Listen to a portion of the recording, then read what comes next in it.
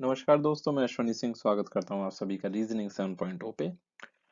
तो आज के सेशन में हम आइदर और के बारे में डिस्कस करेंगे। और उससे पहले मैं बताना चाहूंगा कि हाँ, मैंने 1 महीने से ज़्यादा हो गया मैंने क्या कहते हैं वीडियोस अपलोड नहीं करी थी, तो उसके लिए सॉरी। मेरी तबीयत खराब हो गई थी, लेकिन अब मैं एकदम फिट हूँ, फाइन हूँ, है ना। तो चलिए शुरू करते हैं आइदर और को। और जैसा कि आप सबको पता है कि आईबीपीएस क्लर्क का एग्जाम भी शुरू होने वाला है कुछ ही दिनों में, है ना। 12 तारीख से आई थिंक पेपर शुरू है ना। इसके बाद एसबीआई पीओ का भी होगा। तो हम अब प्रिपरेशन पूरी और अच्छे से करेंगे, ठीक है। तो पिछले सेशन में मैंने आपको इनइक्वालिटी के सभी बेसिक केसेस के बारे में बताया था, पूरे बेसिक रूल समझाए थे। आज हम पढ़ेंगे आइदर और। अब देखो, आइदर और इम्पोर्टेंट है, क्यों? रीजनिंग के ऐसे कई सारे चैप्टर हैं जहां आइदर और की कंडीशंस आती हैं। तो आपको ये पता होना चाहिए कि आइदर और को पहचाना कैसे जाता है, ठीक है दोस्तों। तो देखिए, आइदर और को हिंदी में जैसे हम कह देते हैं रियल लाइफ में अपनी, कि या तो ये या ये। जैसे मान के चलिए, आप कोई पेपर दे के आए और आपने 90 नंबर का पेपर अटेम्प्ट करा। अब आपसे किसी ने पूछा आपके कितने मार्क्स आ सकते हैं, तो आपने एक प्रिडिक्शन लगाया कि या तो मेरे 70 आ सकते हैं या मेरे 80 मार्क्स आ सकते हैं। तो यहाँ पर आप एक वर्ड का यूज कर रहे हो, या तो। और ये हम कब लगाते हैं? जब हम डाउटफुल होते हैं, जब हम कंफर्म नहीं होते। तो सेम आइदर और का केस कब बनता है? जब दो वेरिएबल्स के बीच में डाउटफुल आपके रिलेशंस हो, ठीक है। तो समझते हैं कि आइदर और को पहचाना कैसे जाता है, या आइदर और की कंडीशंस क्या होती हैं। तो देखिए, पहला होता है subject and predicate must be same, कि कर्ता और कारक एक समान होने चाहिए। और दूसरा क्या कहता है? Relation between subject and predicate must be doubtful, कि दोनों के बीच का जो रिलेशन है वो डाउटफुल मतलब संदेह होना चाहिए। फॉर एग्जाम्पल इसे समझना इस तरीके से। मान के चलिए दो पर्सन है, एक है ए और एक है बी। मैंने आपसे कह दिया कि ए बी से उम्र में छोटा नहीं है। मैंने आपसे क्या कहा कि ए की जो एज है वो बी से कम नहीं है। तो आपके दिमाग में अब क्या आएगा? आप ये तो कहोगे भाई, या तो ए बी से बड़ा हो सकता है एज में, या फिर वो क्या हो सकता है उसके बराबर। तो ये आपकी स्टेटमेंट हो गई, ए इज ग्रेटर देन और इक्वल टू बी। तो चलिए, इसी में से मैं पहला कंक्लूजन आपसे पूछता हूं कि A is greater than B. और दूसरा कंक्लूजन आपके लिए है कि A is equal to B, ठीक है। अब आप मुझे वीडियो पॉज करके बताइएगा कि क्या इसमें आइदर और की कंडीशन है या नहीं है, ठीक है। तो देखो, इस चीज को समझना, स्टेटमेंट में मैंने क्या समझाया था पिछले सेशन में, कि जो बात स्टेटमेंट में कह दी गई वो कैसी है? हमेशा एकदम सही है, आप उसे गलत साबित नहीं कर सकते, ठीक है। तो स्टेटमेंट हमारा क्या कह रहा है? ए इज ग्रेटर और इक्वल टू बी, ठीक। तो पहला कंक्लूजन कह रहा है A is greater than B. क्या ए बी से ग्रेटर है? तो आप क्या कहोगे कि सर, अगर स्टेटमेंट में देखा जाए तो अगर ए ग्रेटर है तो इक्वल भी तो हो रहा है, हमने पिछली बार यही सीखा था। तो ये कैसा हो जाएगा? डाउटफुल केस हो जाएगा। हम इसे गलत नहीं कहेंगे। देखो, तीन तरीके के आंसर होते हैं, या तो सही होता है, या गलत होता है, या फिर क्या होता है? डाउटफुल। डाउटफुल क्या होता है? जहां कंफ्यूजन होती है। अब यहाँ कंफ्यूजन ही तो हो रही है कि भाई, अगर मैं ए को बी से बड़ा कहूं तो वो बराबर भी तो नजर आ रहा है कहीं ना कहीं। तो डाउटफुल बनना है। मैंने बताया था कि जो डबल रिलेशन होते हैं वो डाउटफुल कंडीशन बनाते हैं। तो ये कैसा हो गया? कांट से मतलब कुछ कहा नहीं जा सकता। सेम यहां से कह रहा है A is equal to B. तो ये भी आपको कैसा नजर आ रहा है? एग्जैक्टली exactly, डाउटफुल ही तो नजर आ रहा है। क्यों? क्योंकि अगर ए बी के बराबर है तो ग्रेटर भी तो शो हो रहा है। तो दोनों कैसे हो गए? डाउटफुल हो गए। अब देखो, सब्जेक्ट प्रेडिकेट सेम है, यहाँ ए और बी की बात हुई है, यहाँ भी ए और बी की बात हुई है, ठीक है।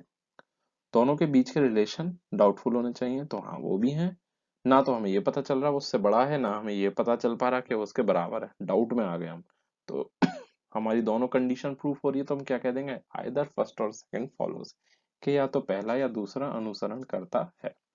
आई होप इतना आपके समझ में आ गया होगा। तो चलिए फिर आइदर और को और डिटेल में समझते हैं अलग अलग केसेस से। तो पहला केस पढ़ते हैं आइदर और का। पहला केस है अपोजिट सिंबल्स का। अपोजिट सिंबल, ठीक है। मैंने यहाँ दो स्टेटमेंट रखे हैं, कंक्लूजन रखे हैं, ठीक है।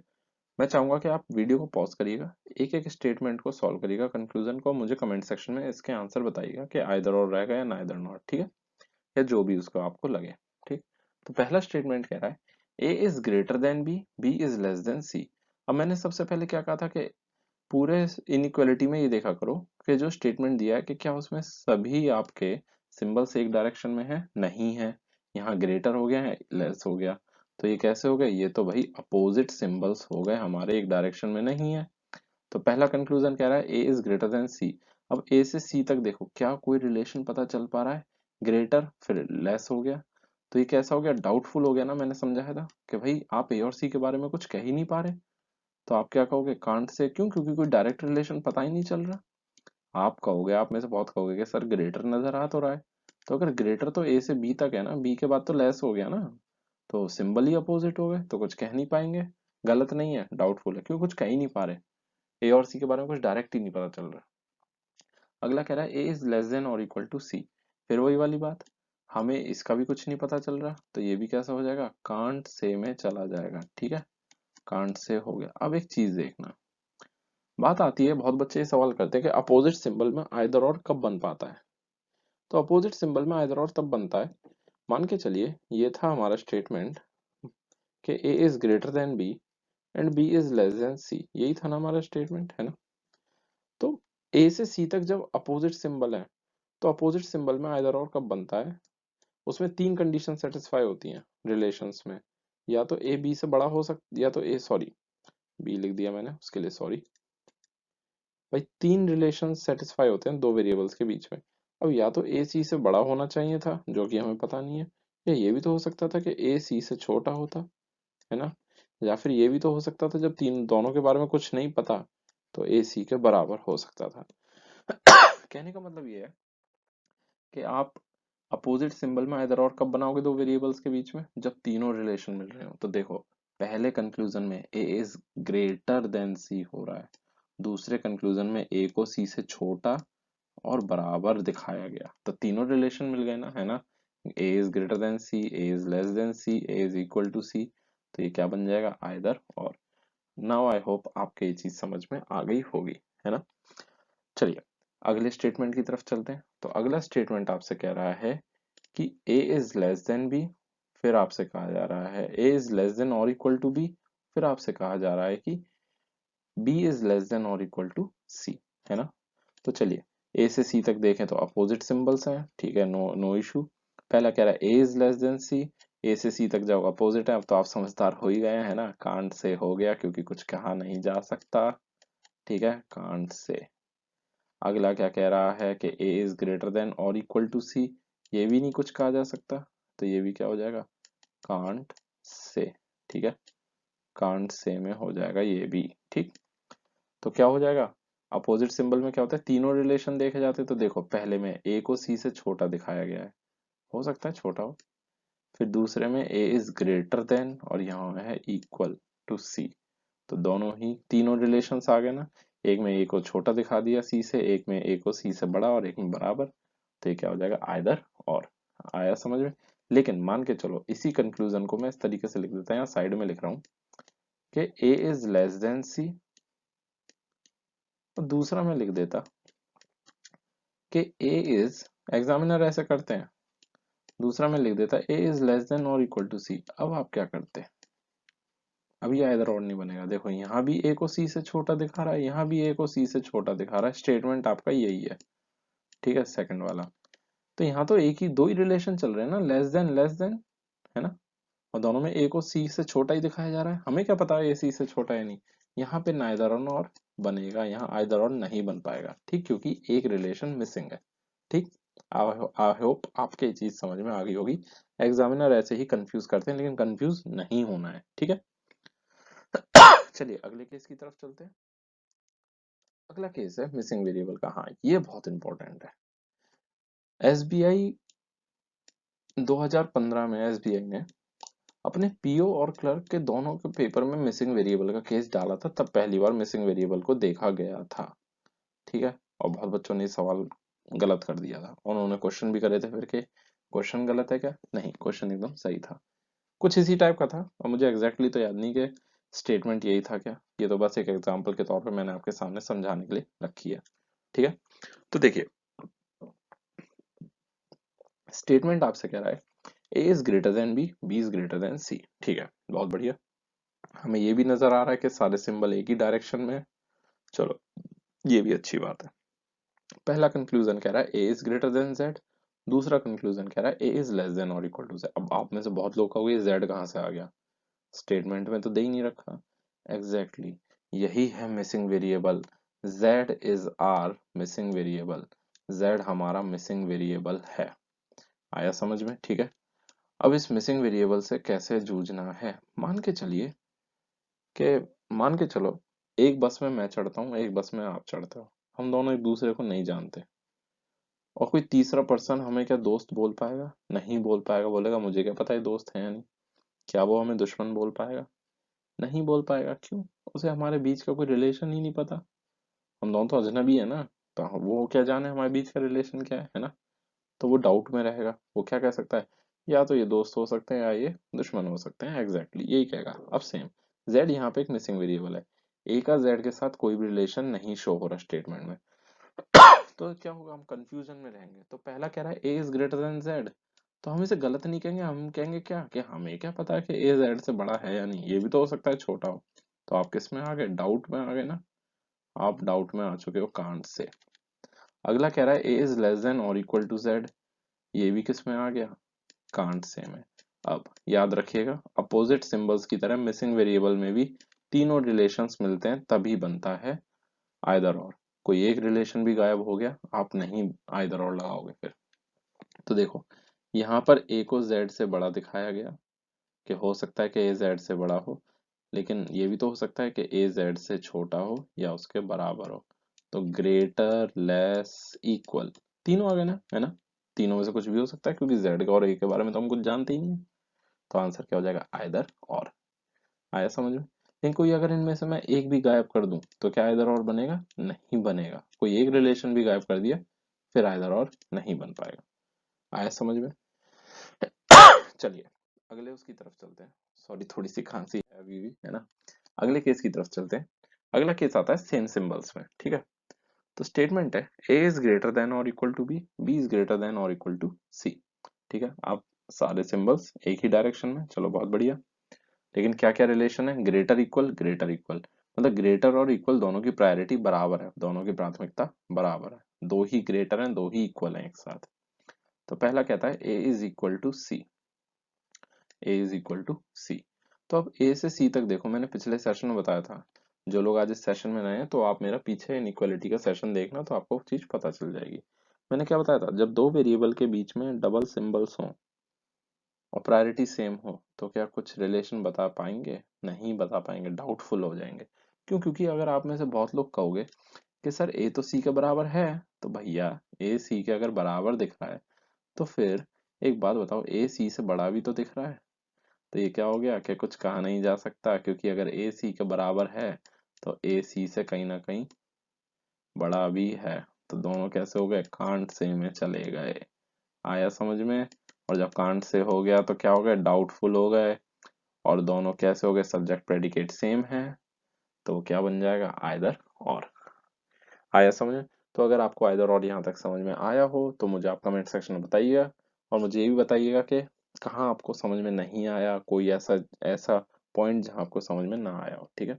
तो देखो दोस्तों, पिछले सेशन में मैंने आपको पूरा बेसिक इसका बता दिया था, फंडा क्या होता है ना? एक एक सिंबल को डिटेल से बताया है। ठीक है। आज मैंने आपको आइदर और बता दिया। आइए क्वेश्चन सॉल्व करते हैं। बिल्कुल एग्जाम पॉइंट ऑफ व्यू से होगा वो क्वेश्चन, वो पूरा मिक्सचर रहेगा, पूरे कॉन्सेप्ट का मिक्सचर रहेगा, आइदर और नॉर्मल केसेस सारे रहेंगे। तो चलिए देखते हैं उस क्वेश्चन को, है ना? ये रहा क्वेश्चन। मैं चाहूंगा कि आप वीडियो को पॉज करिएगा और क्वेश्चन को सॉल्व करके मुझे कमेंट सेक्शन में बताइएगा। ठीक है। मैं आप लोगों के लिए एक और इसमें ऑप्शन जोड़ देता हूँ, वैसे यहाँ लिखा नहीं हुआ था वीडियो को पॉज करने से पहले। एक और आप लोगों के लिए पॉइंट है, only fourth follows, only fourth follows. ठीक है। चलिए अब शुरू करते हैं। ठीक। और वीडियो को पॉज करो, सॉल्व करके जरूर बताइएगा। अब आइदर और भी तुम्हें खुद ढूंढना पड़ेगा। एग्जाम में वो कोई अलग से क्वेश्चन नहीं देगा कि फाइंड द आइदर और, नहीं। वो मिक्स देते हैं पूरा। वो आपको अपना प्रेजेंस ऑफ माइंड यूज करना है, आपने जितना पढ़ा है प्रैक्टिस करिए। ठीक है। आइदर और भी खुद ही पहचानना होता है, कम टाइम में जल्दी ऐसे ही करा जाता है। ठीक है। चलिए फिर स्टेटमेंट है A is greater than B, B is greater than और equal to C, C is equal to D, D is less than E, E is less than और equal to F, F is greater than G. क्या सारे symbol एक ही direction में है? नहीं है। D के बाद अपोजिट सिंबल्स हो गए, है ना? चलिए पहला कह रहा है ए इज ग्रेटर देन ई। ए से ई तक देखते हैं, greater greater equal equal less than. देखो ए से ई तक अपोजिट सिंबल आ गए, और जब कहीं पे अपोजिट सिंबल आते हैं तो हम क्या हो जाते हैं, डाउटफुल हो जाते हैं, अभी समझाया था। तो ये क्या हो जाएगा, कांट से। आया समझ में, कांट से, ये कुछ कहा नहीं जा सकता। अगला कह रहा है B is equal to D. अब बी से डी तक देखो जरा, बी से अगर मैं डी तक देखूं तो ग्रेटर इक्वल इक्वल। अब आप में से बहुत लोग कहोगे कि सर इक्वल टू की तो प्रायोरिटी ज्यादा हो गई। नहीं, इस इक्वल टू को आप कभी इस इक्वल टू के साथ मैच नहीं कर सकते प्रायोरिटी में, ये दोनों अलग अलग चीजें हैं। तो अगर देखा जाए इक्वल टू की प्रायोरिटी नहीं है, तो हम क्या कहेंगे, इसे भी हम कांट से कहेंगे। अब आप में से बहुत लोग कहोगे कांट से क्यों कह दिया, अभी समझ में आ जाएगा, ठीक है, अभी समझ में आ जाएगा अपने आप। अभी कहोगे कि हाँ हाँ समझ में आ गया है ना। चलो अगला कह रहा है बी इज ग्रेटर देन और इक्वल टू सी। तो ग्रेटर देन और इक्वल है, और वहां क्या पूछ रहा है थर्ड में, बी इज ग्रेटर देन सी। तो ये भी क्या हो गया, कांट से। क्यों, आप क्या कहोगे कि सर अगर वो बड़ा है तो हो सकता है बराबर भी हो, अभी पढ़ा था थोड़ी देर पहले, है ना। कांट से क्या सारे कांट से बन जाएंगे। चलिए अगला देखते हैं, D is less then F. D से एफ तक देखो, लेस देन इक्वल टू। तो लेस देन की प्रायोरिटी ज्यादा हो गई, तो फोर्थ तो मेरा सही है। अगला क्या कह रहा है, A is equal to D. ए से डी तक देखो, सारे सिंबल एक ही डायरेक्शन में, लेकिन प्रायोरिटी ज्यादा किसकी है, ग्रेटर की। ग्रेटर ग्रेटर इक्वल इक्वल, मैंने क्या कहा था, इन दोनों इक्वल को आप एक साथ मैच नहीं कर सकते, है ना। तो प्रायोरिटी ग्रेटर की ज्यादा है, A is equal to D गलत है, डाउटफुल भी नहीं है, गलत है। अब आप में से बहुत लोग लगाएंगे ओनली फोर्थ फॉलोज, बट इसका आंसर ऑप्शन नंबर ई नहीं है, इसका नन ऑफ दीज भी नहीं है, नन फॉलोज भी नहीं है, ये भी नहीं है। इसका सही आंसर है option number B, only fourth and either second और थर्ड फॉलोज। अब आप में से बहुत लोग सवाल करेंगे कि सेकंड एंड थर्ड में आइदर और कैसे लग गया, सब्जेक्ट प्रेडिकेट सेम भी नहीं है ना। चलो बहुत सही, अच्छा क्वेश्चन है अगर आप लोग ऐसा सोच रहे हैं तो। लेकिन मैं ऐसा करता हूँ, स्टेटमेंट के इतने हिस्से को अलग करके बताता हूँ।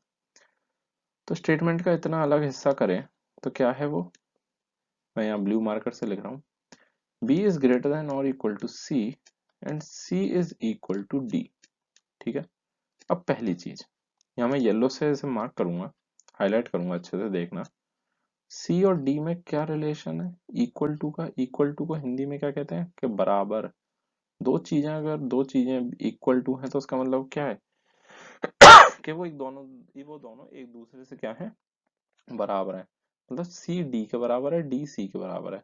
तो एक बात बताना दोस्तों, जब दोनों इक्वल है स्टेटमेंट के हिसाब से, स्टेटमेंट तो हमेशा सही होता है, तो भाई सी डी की जगह ले सकता है और डी सी की जगह। तो एक बात देखो जरा ध्यान से, तो जो रिलेशन सी का बी के साथ रहेगा, और क्योंकि सी और डी बराबर हैं, तो वही रिलेशन डी का बी के साथ रहेगा। बोलो हाँ या ना, है ना। तो मैं इसे इस तरीके से तो लिख सकता हूँ, या तो मैं इसे ऐसे लिख सकता हूँ, बी इज ग्रेटर देन और इक्वल टू सी, या मैं इसे ऐसे ही तो लिख सकता हूँ, जब सी और डी बराबर हैं तो डी जगह ले लेगा सी की, ग्रेटर देन और इक्वल टू डी। अब आई होप आपके समझ में आ गया होगा। तो जब ऑब्वियस सी बात है सी और डी बराबर है, तो यहाँ से देखना क्या बी डी के बराबर हो पाएगा, तो आप क्या कहोगे कि सर ये भी तो हो सकता है वो उसके ग्रेटर हो, इसलिए कांट से कर दिया था, ये कांट से करा था ना। अब आ गया ना समझ में। और अगला क्या कह रहा है, बी इज ग्रेटर देन सी, वो तो हमें दिख ही रहा है कि वो भी नहीं हो सकता। क्यों, क्योंकि बी सी के बराबर भी हो सकता है। अब मैं सी की जगह डी लिख दूं या डी की जगह सी लिख दूं, बात तो एक है। मतलब वो कहते हैं ना कि जो चचा है वही भतीजा है, और जो भतीजा है वही चचा है ना। वो वाली चीज है बस। आया समझ में, ठीक है। तो वो दोनों इक्वल है, एग्जामिनर ऐसा देगा सवाल, कंफ्यूज मत होना, इसलिए आइदर और लगा। आई होप ये चीज आपके समझ में आई होगी। दोस्तों अगर समझ में आ गया हो आइदर और, तो आप मुझे कमेंट सेक्शन में बताइएगा। अगर कहीं डाउट भी हो तो भी आप मुझे बताइएगा, ठीक है। इस क्वेश्चन को एक दो बार फिर देखना, तो आपको समझ में आएगा कि मैंने आपसे क्या कहना चाहता था, ठीक है।